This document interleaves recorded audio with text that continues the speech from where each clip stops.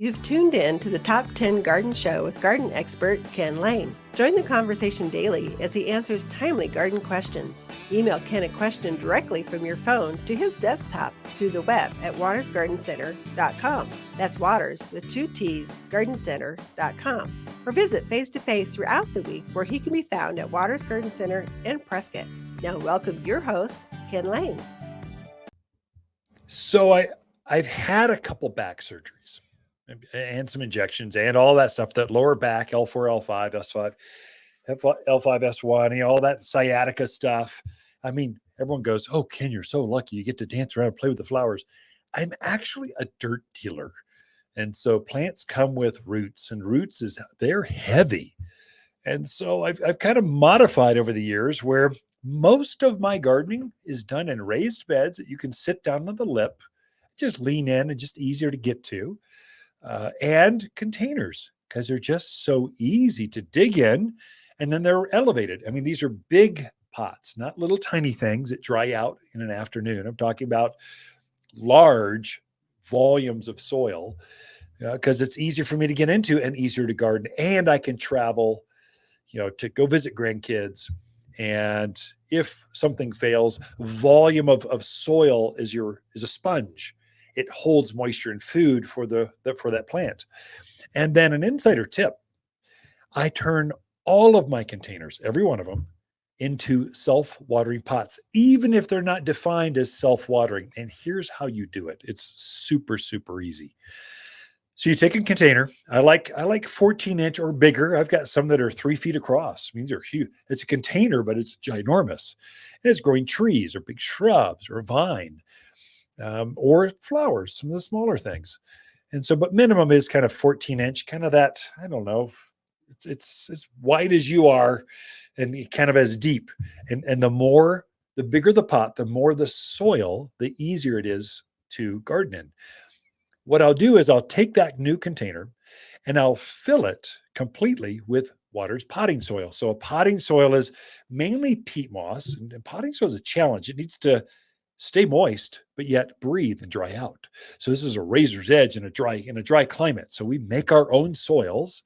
It's organic, and we've scientifically tested the different ones. This is the recipe. This is the mix that grows the best for containers and our plants, whether it's in the greenhouses for our own plants or in your yard.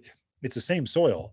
But fill that pot up completely with Waters potting soil up to about, I don't know, an inch from the top.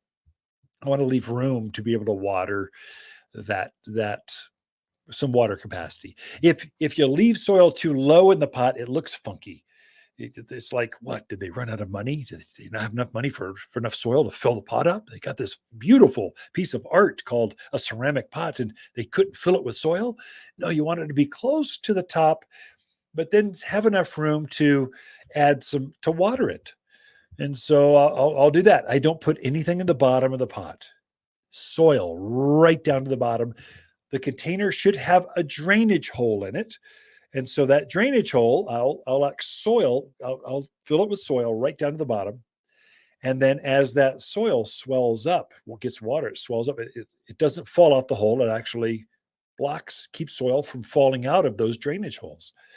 When you do that, what that does is I'll put a saucer underneath that container and I'll water the plant until I start to see water seeping out of the bottom of the pot.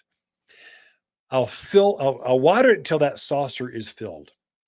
And then what happens is, as summer hits and it becomes very, very warm, that water the plant will wick the water back uphill, anti-gravity back to the roots, as long as it's soil from the root of the plant down to the bottom of the pot. And that soil can touch the water.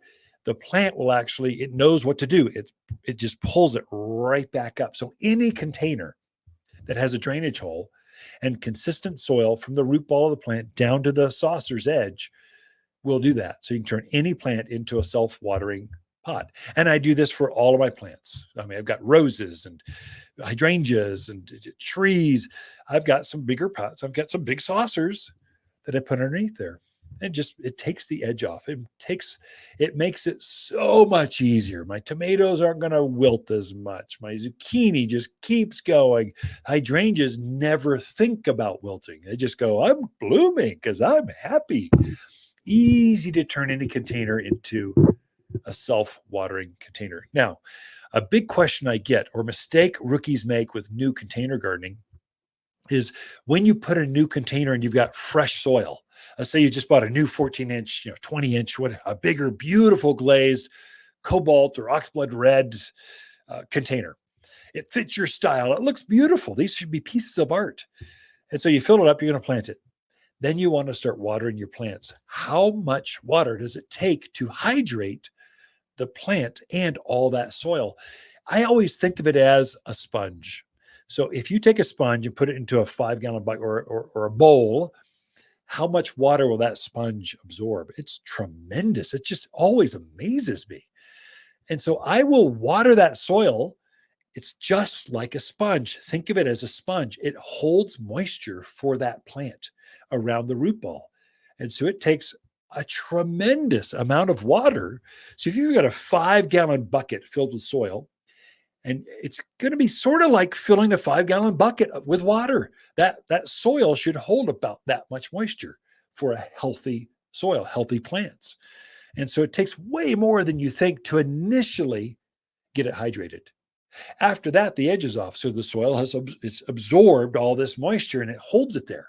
And it releases it back to the plant or evaporates off after a bit. So think in those terms. I think it'll help you water those container gardens better, easier, more efficiently, just healthier for your plants in the long run. So think of your soil as a sponge or it's just a big old bucket. And how much water would it take to fill that bucket? That's how much water it needs. And you'll see the water trickling out the bottom eventually. All right, that's it for this segment. Be right back with more after this.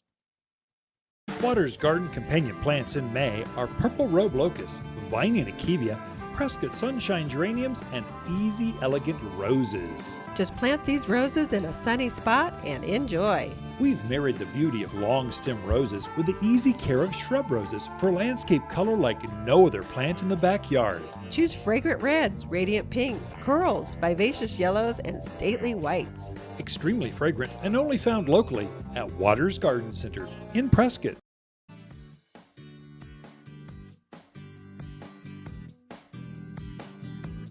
The Top 10 Gardener, your source for timely garden advice seasonally correct for the garden. Guaranteed to make a difference in your yard this season.